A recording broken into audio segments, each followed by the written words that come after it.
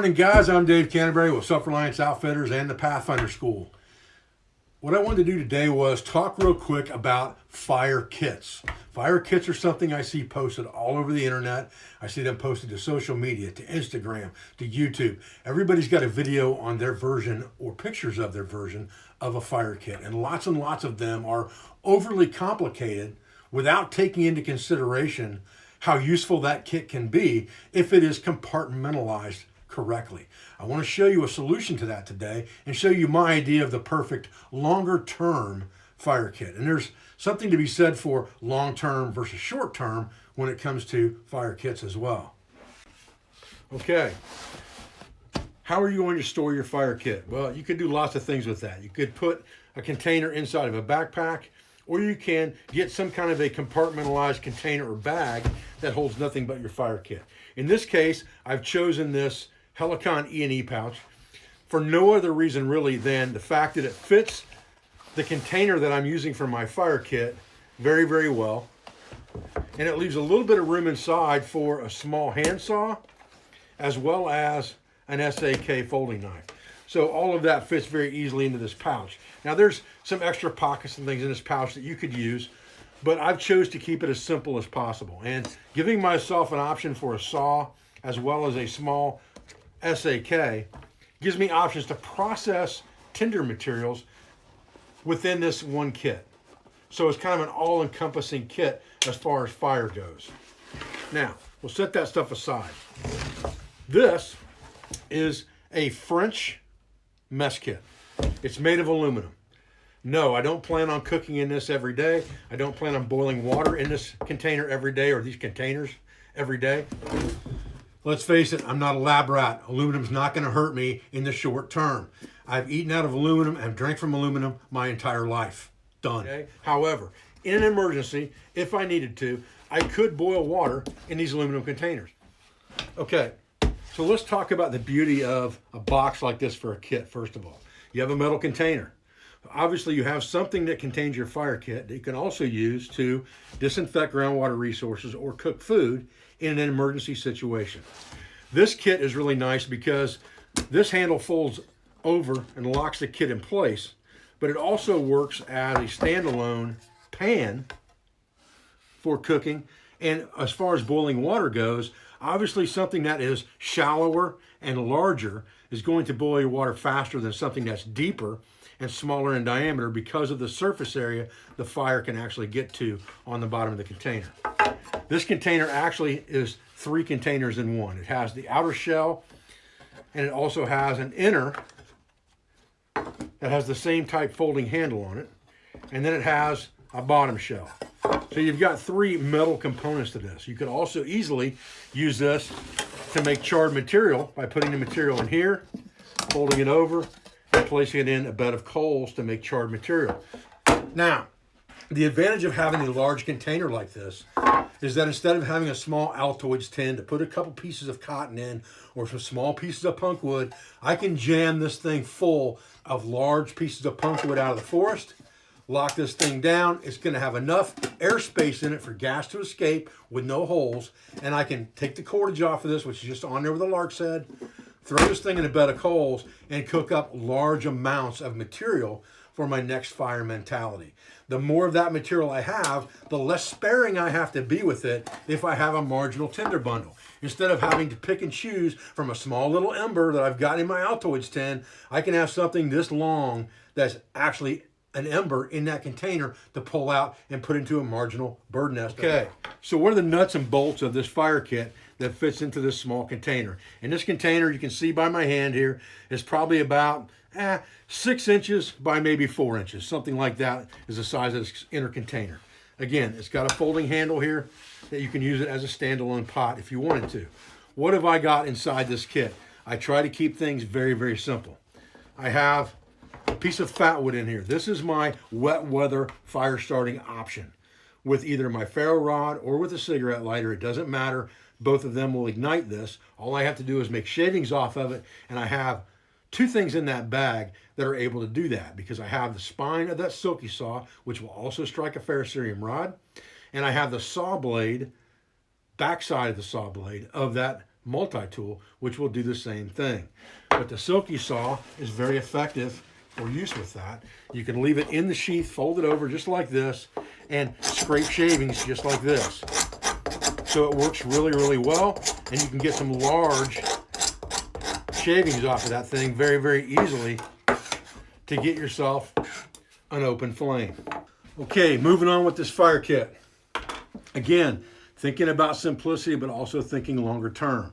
I'm going to try to char as much natural material as I can throughout the process. But if for some reason I can't, or I can't find any punk wood, I do keep some materials in here that are charrable.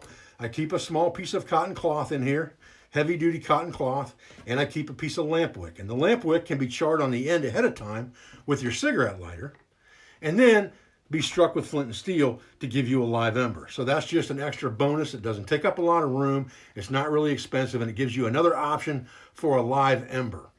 I see lots of guys that have lots and lots of stuff in these fire kits that really doesn't make a lot of sense to me.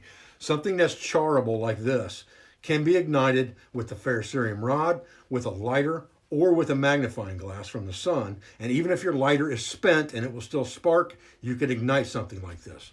So these things are more important to me than a lot of other gimmicky fire starting devices that require open flame or a heavy duty strike from a ferro rod to get them to operate. I always keep some semblance of a tinder bundle in there. If it's just unprocessed tulip poplar bark that I've picked up off the ground, it's usually whatever I didn't use in my prior bird nest. I throw that in here to keep it dry so that I have it in an emergency. All right, possum mentality. I went to the woods the last 2 days looking for mushrooms. Didn't find any mushrooms. That sucks. But I found loads and loads of bark tinders. Possum mentality says, pick it up, take it back, let it dry out in your shed. Then put it into your kit so that you can use it when you need it. Okay. Once we get past that, I have a small piece of fuel line tubing that you can pick up at any auto parts store, and a piece of scrap copper tubing, and you can pick this up at almost any hardware store. They'll probably give it to you.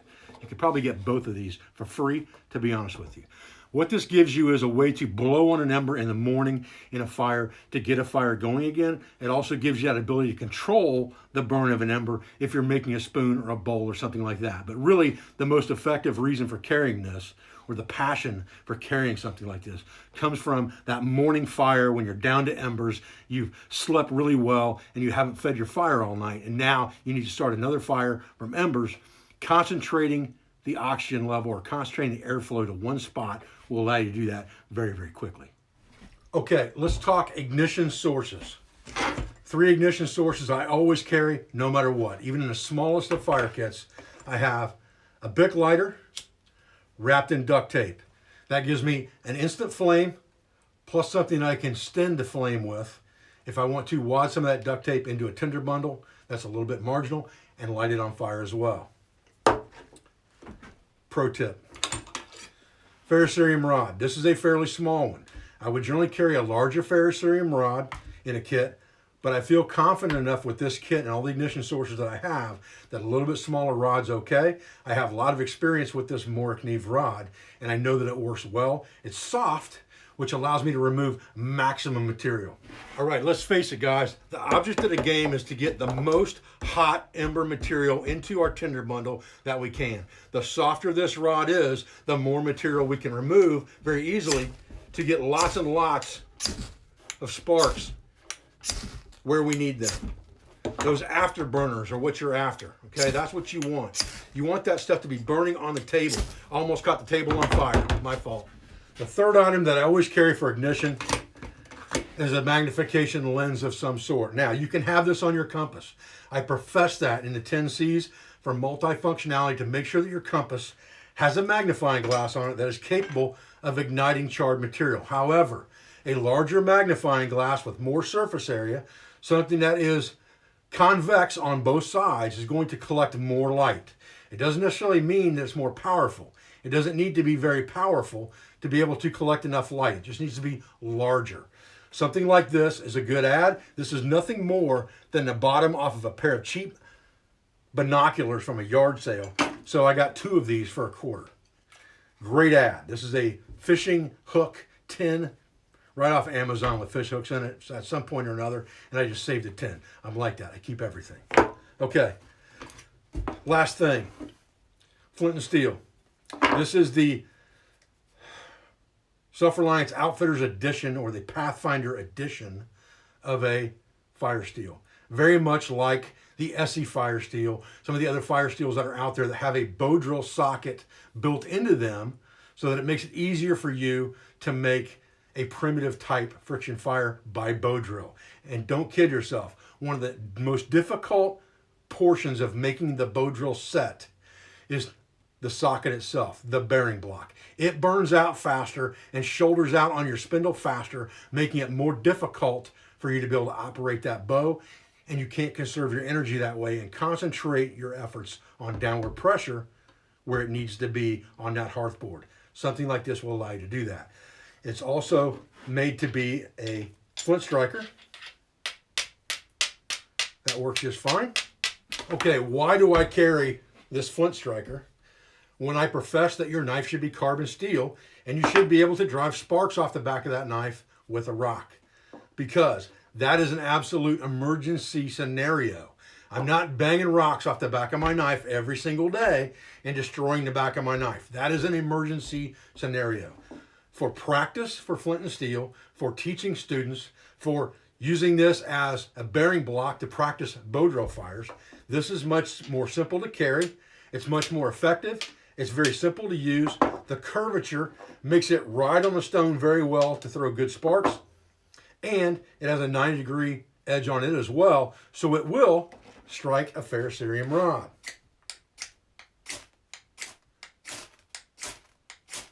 Now, while I'm not a huge fan of this Pocket Boy saw, in and of the fact that it's fairly small, and I like a bigger saw if I'm going to process firewood, for something right around camp or in an emergency, you know, it's got about a 6-inch blade length on it. So you can cut down plenty of saplings and dead standing and things like that you need to process for firewood easy enough.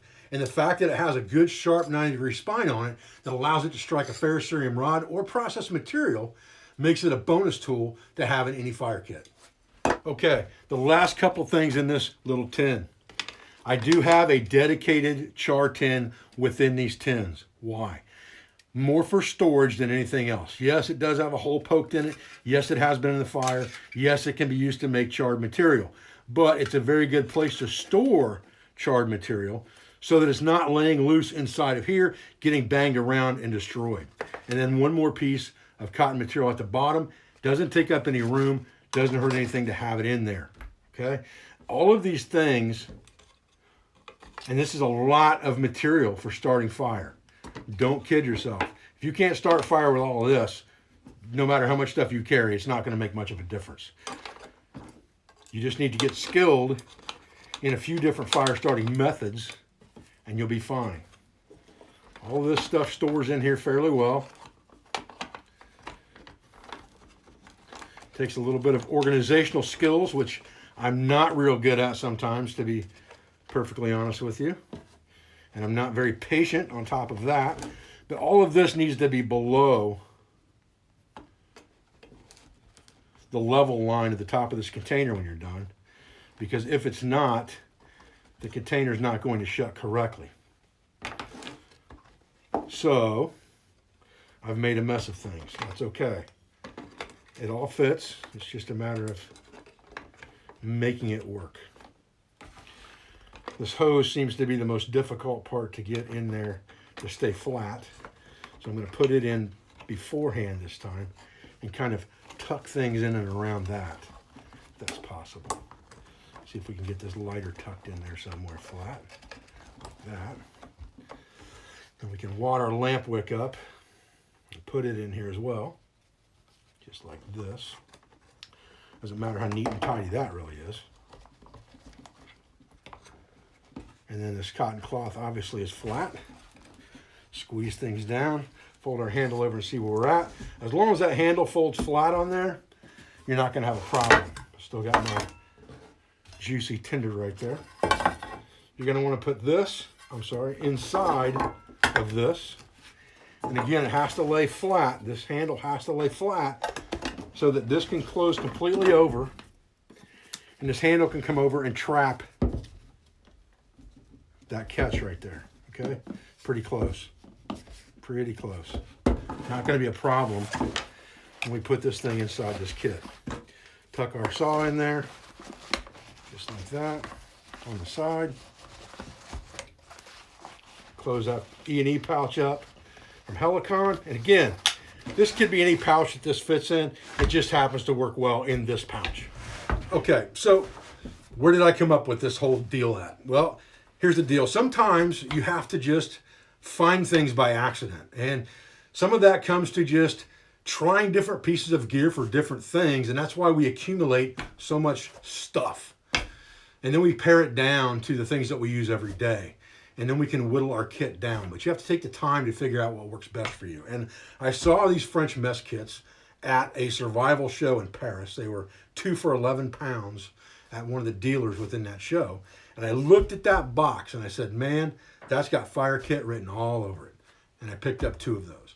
When I got home, I just happened to find out from one of my Facebook subscribers, or one of the people on one of my groups on Facebook, that that tin fit perfectly into the E&E pouch by Helicon.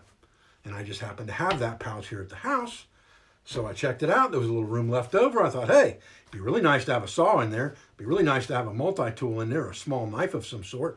Let me add those to the kit. And then you come up with something that is an improvement over what you might have, but may still not be the perfect thing, because everything takes time, and it's going to take you a long time to figure out what the perfect kit is for you. But for now, as far as the long term, as far as teaching goes, and having students understand the different components of a good fire kit, for me, this is almost perfect. All right, guys. Well, I appreciate you joining me today for this quick video. I don't know how quick it really was, but for this video on a good base camp or longer term type fire kit.